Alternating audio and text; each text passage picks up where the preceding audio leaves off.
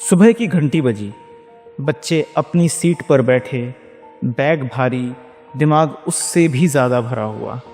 मैंने बोर्ड पर फॉर्मूला लिखा, उन्होंने कॉपी में उतार लिया। मैंने कहा, ये स्टेप याद कर लो, इसी टाइप का सवाल आएगा। सबने सिर हिला दिया। कक्षा शांत थी, पर वो समझ की शांति नहीं थी, वो आदत की चुप्पी थी।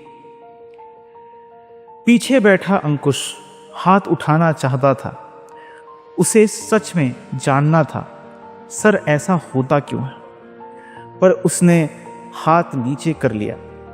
उसे याद था सिलेबस बहुत है, टाइम कम है, और क्यों वाले सवाल कभी कभी टाइम वेस्ट कहलाते हैं। शाम को वही बच्चे मोबाइल पर स्क्रॉल कर रहे थे।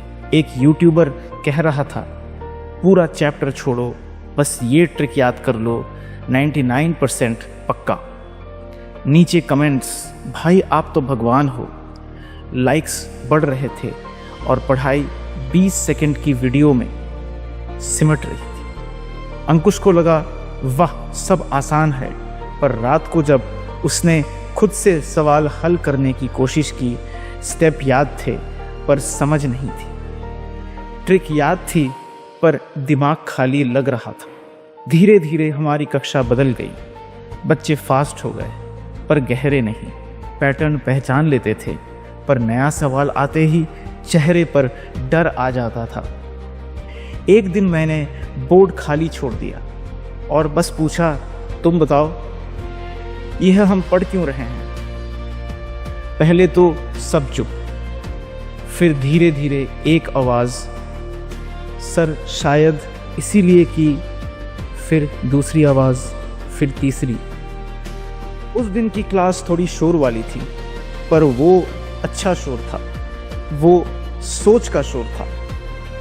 बच्चों की आंखों में पहली बार डर नहीं, जिज्ञासा दिखी। तब समझ आया, पढ़ाना सिर्फ सिलेबस ख़त्म करना नहीं है, और सिखाना सिर्फ नंबर लाना नहीं है।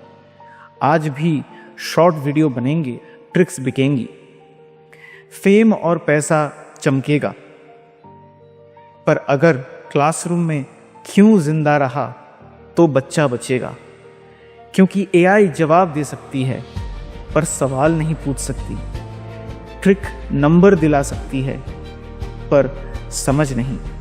और जिस दिन कक्षा में फिर से सर एक सवाल है, डर नहीं उत्साह से कहा जाएगा, उसी दिन शिक्षा सच में वापस आ जाएगी।